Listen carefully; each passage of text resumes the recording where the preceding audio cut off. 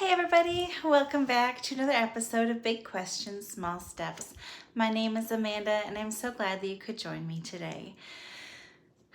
So today's episode comes after some questions were received following my last couple of posts. So I recently posted that I dated a man who was Muslim, and I dated a man who happened to be a Baptist minister, and I dated a man that is Jewish.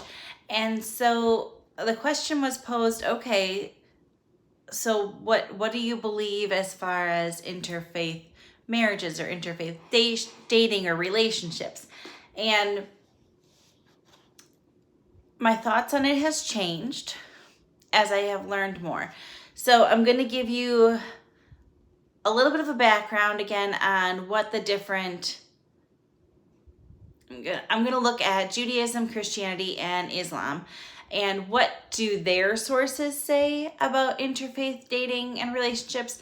And then I'm going to go into what did I believe and talk you through a little bit of the knowledge that changed my thinking, and then we're going to end with what I currently believe. Okay? And it's changed. It's changed through the years, as many things do, because as you know more, you do better. And now I know more. So let's get started. So in Judaism, regarding interfaith dating and relationships, there are three main movements within Judaism, and each one has a slightly different view on if it's okay, if it's not okay type thing. In the Orthodox movement and in conservative, they don't encourage interfaith dating and relationships because they believe it will essentially divide the household, and it will confuse the children, and they don't want that to happen. In the Reformed movement, they're a little more accepting of it. They will perform interfaith weddings, for example, as long as the household agrees to raise the children Jewish and in the Jewish customs and the Jewish faith. Then it's okay in their eyes to have an interfaith. But every person is different. It's really a matter of is that marriage accepted and recognized by the larger synagogue, by the rabbinical assembly, things like that. And everyone has their different opinions. There are people that I know of in the Jewish faith that are married to people who are not Jews. There are people in the Jewish faith who have openly told me they have dated people who are non-Jews, they were married to people who are non-Jews, and now they're remarried to people who are Jewish. And that's their personal choices. That's what I know as far as Judaism.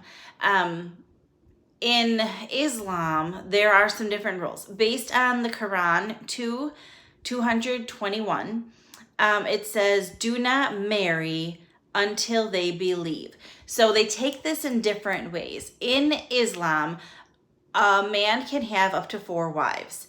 The man can marry anyone regardless of what their faith practice is, as long as they are quote unquote a people of the book. So typically a Christian, Jewish, anyone who is viewed to have one God, they are okay to marry. If they are polytheistic, they're not okay to marry. And just in Islam. So in Islam, a man can be married to up to 4 women. They don't have to be Muslim, but they do have to be a person of the book. So Christian, Jewish, or Muslim, one of the two. On the flip side, in Islam, a woman can only marry another Muslim. If they marry somebody else, then they're no longer Muslim. They aren't recognized. So that's what they believe. And it's based on, again, Quran 2:221. And it says, do not marry until they believe. So they're not even supposed to date people of the other faiths until they believe, until they convert. Now, in Christianity, they have this quote, and this is the exact same quote that Judaism utilizes as far as being careful of interfaith relationships. It's 2 Corinthians 6 verses 14 through 17. And it's talking about unevenly yoked with unbelievers. Basically, if you and your spouse have different beliefs, you have different backgrounds, so you have two different footings, and that's going to lead to more problems. Again, in Judaism, it's very frowned upon to be unequally yoked, they'll call it. In Christianity, growing up, it wasn't as big of a deal. They would talk about different Protestants marrying different Protestants, or Protestants even marrying Catholics, and it wasn't anything that was shocking or jarring, because at their root, they still all believed in Jesus. At their root, they still believed in God. So they looked more at the similarities and the differences, and it really wasn't shocking necessarily.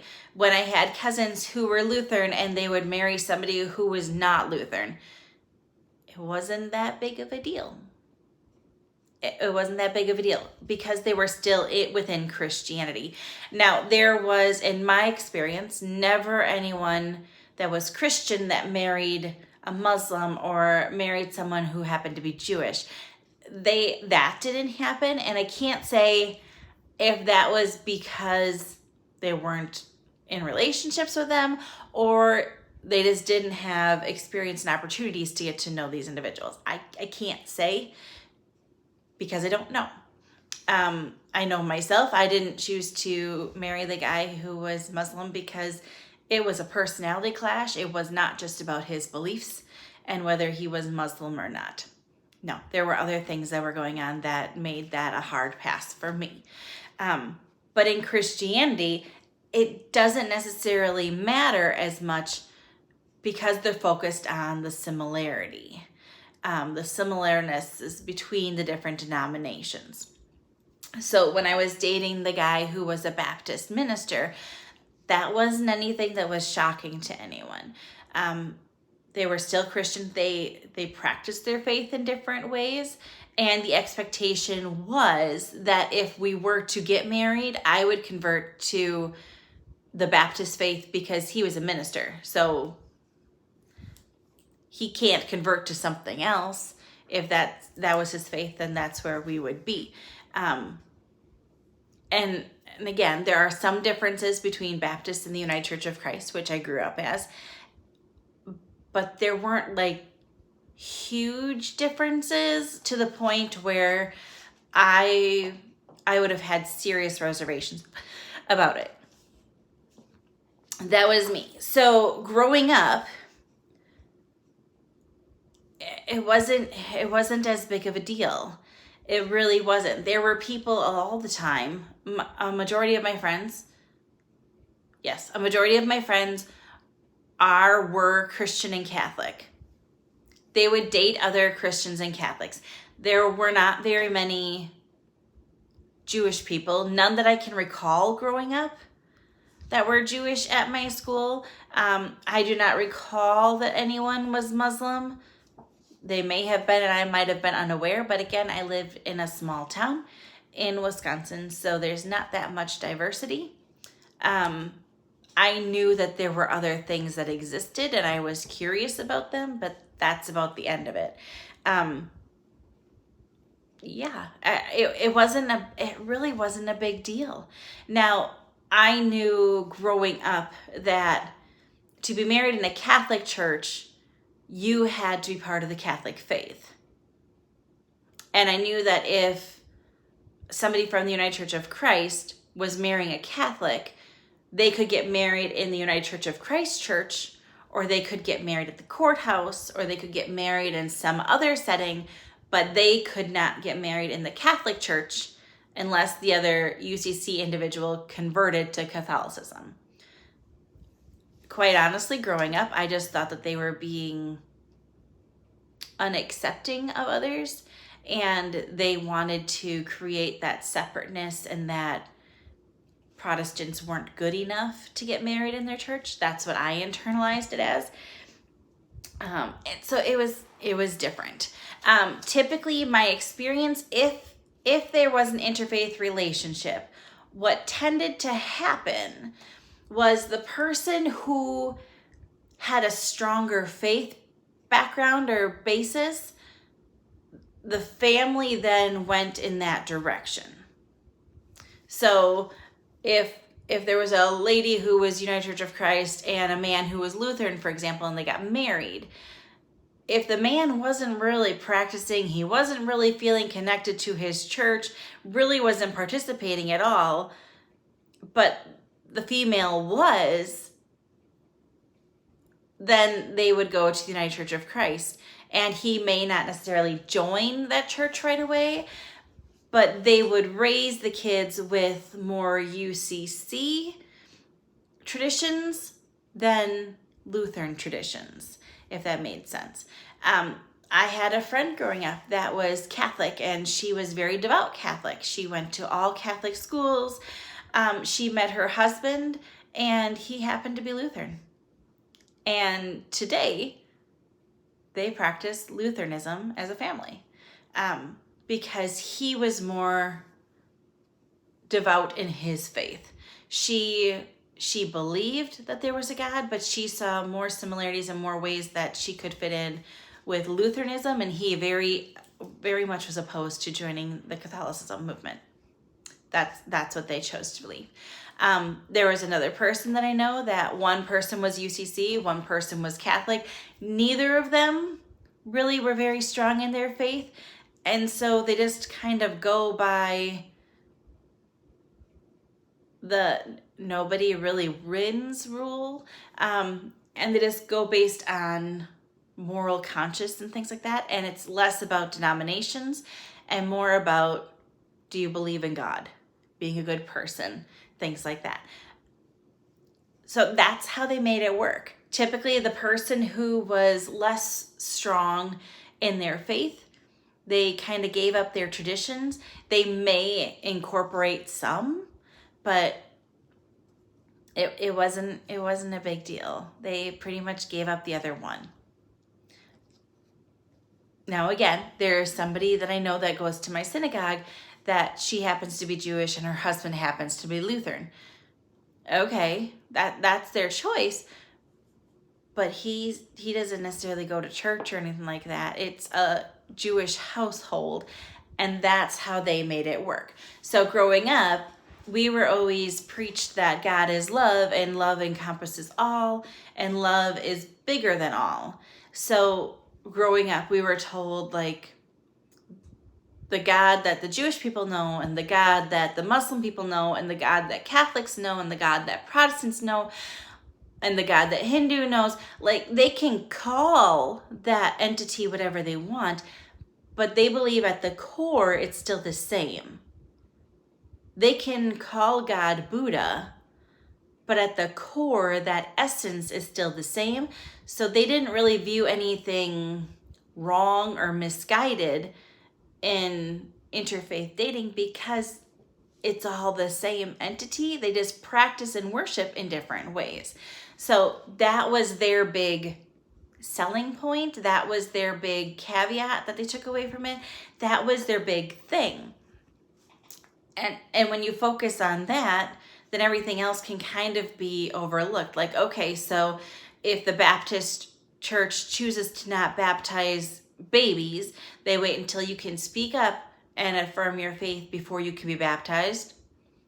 Okay, is it really that different than doing an infant baptism in the United Church of Christ? Not really. The Lutheran Church, women can't have any leadership roles at all. In United Church of Christ, women can do anything. Okay, depending on how important that is to you, that would help determine where your family is going to fall as far as practice. And you can be part of the Lutheran Church and not agree with everything. You can be part of the Catholic Church and not agree with everything. You can be part of the United Church of Christ and not agree with everything. It really wasn't, I don't want to sound flippant, but it really wasn't that big of a deal. it just was, okay, we're all worshiping the same God anyway. You call him Allah and I call him God. Oh, well, that's kind of how it was growing up. And I don't mean it to sound cavalier by any means, but that's what I was taught. That it was more about the love and the similarities than it was about the differences. So that's why I supported it. I really didn't think that was a big bad thing to have interfaith relationships, because at the root, it was all the same person.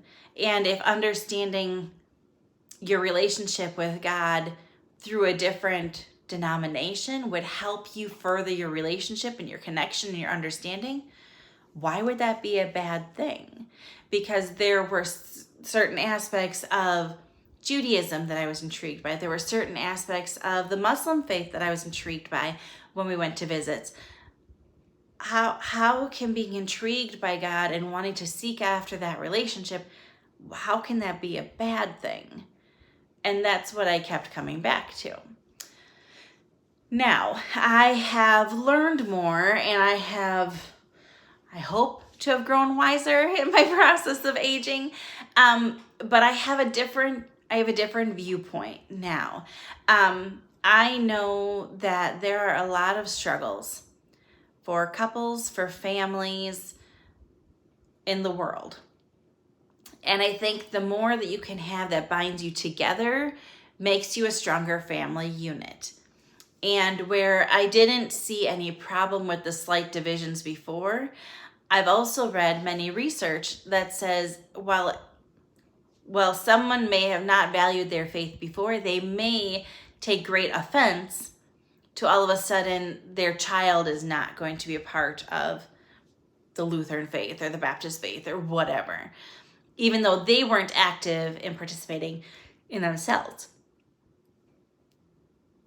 So there's that as well. And it really comes down to the consistency and the continuity of the house.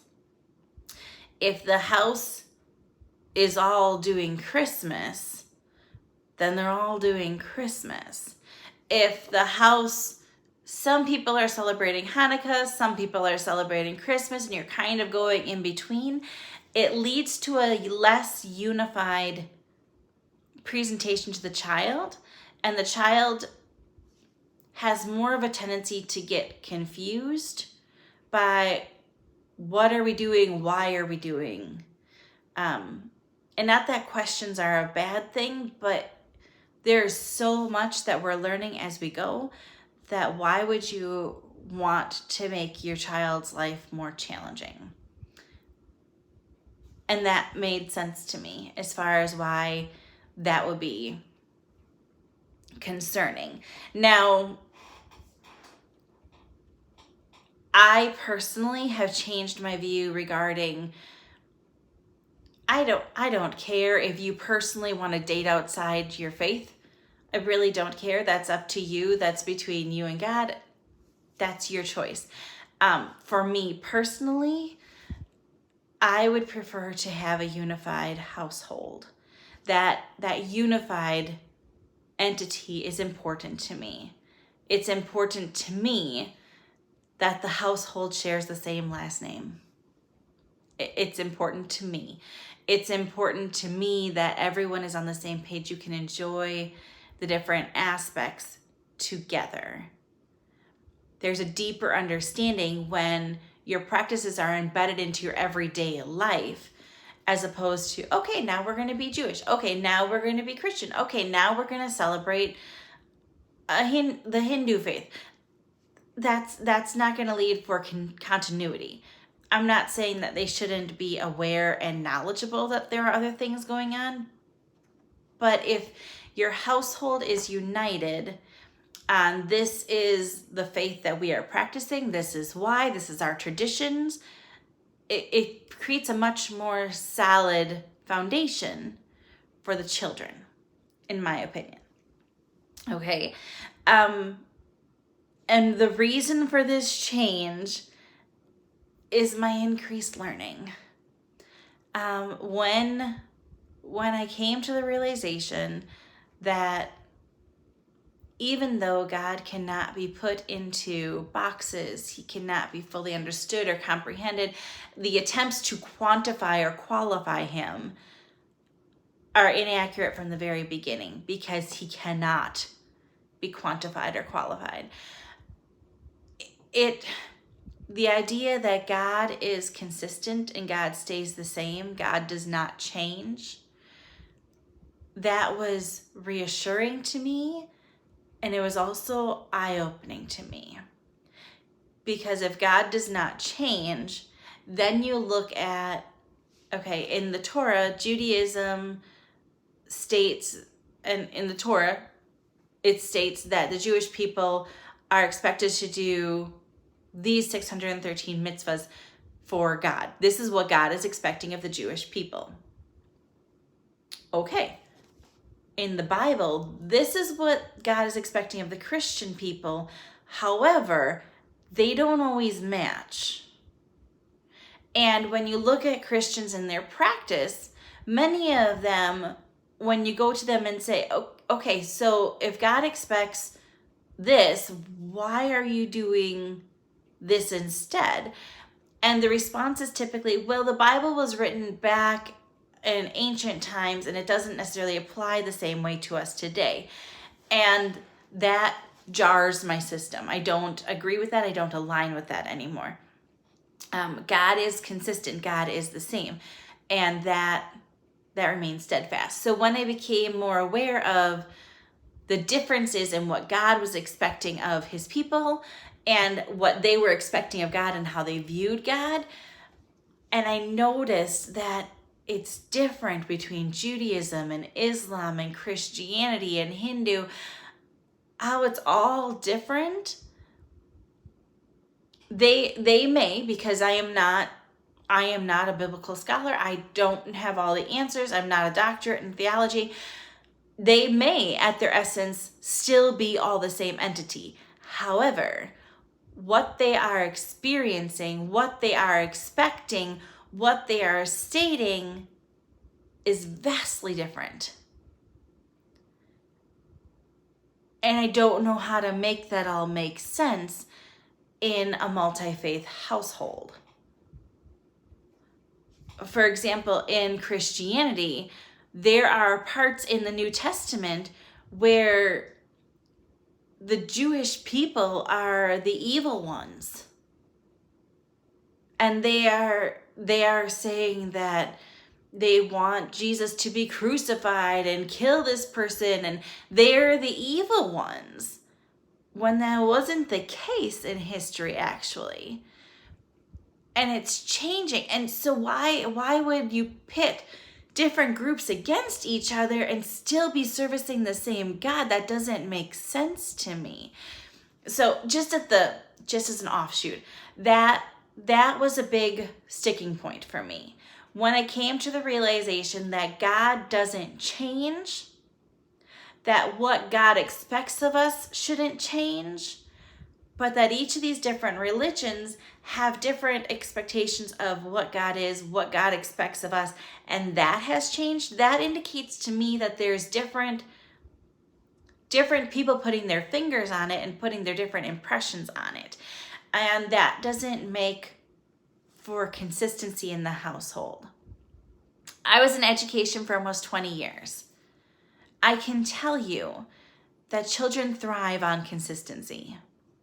They need to know what the standard is. They need to know what's expected so they can learn how to regulate themselves. If I am their parent and I'm not even doing that on a moral level, I'm setting them up for failure. And you can say, well, we don't practice any religion, and okay, that's just putting that onus on that child when they get older, and they're going to sort through it all then. That's a lot to put on a child. And more times than not, they're going to choose not to identify with any group or religion. They're going to lose a connection with God. And that's their choice. That's your choice. That's not something that I choose for my family. I want my family to be joined together. I want my family to have traditions that they do together. I want my family to have understandings together.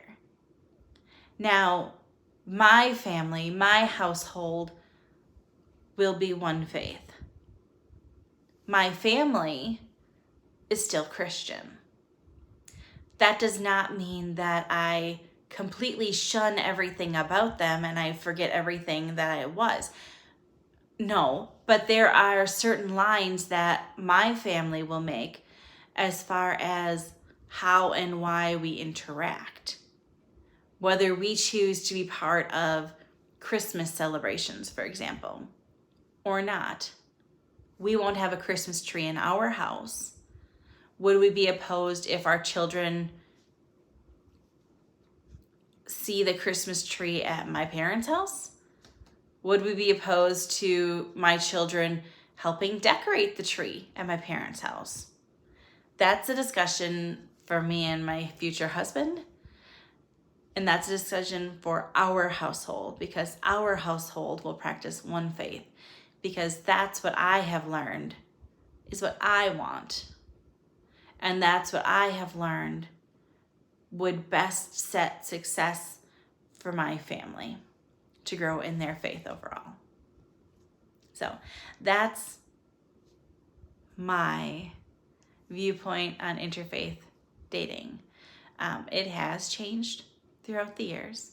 I used to be completely okay with it, and I didn't see anything wrong with it. Now you do you, but it's not right for me. And I would discourage my children from interfaith dating, especially when they are trying to get serious. Learning about other religions is always great. But if you want to make a household together and a home together, you need that item to bind you together. That option, that sense of belonging, tradition. You want it to be embedded into something deeper than you or I. You want to be fully embedded into one thing. So that's my viewpoint on interfaith dating. Let me know your thoughts. Until next time, bye-bye.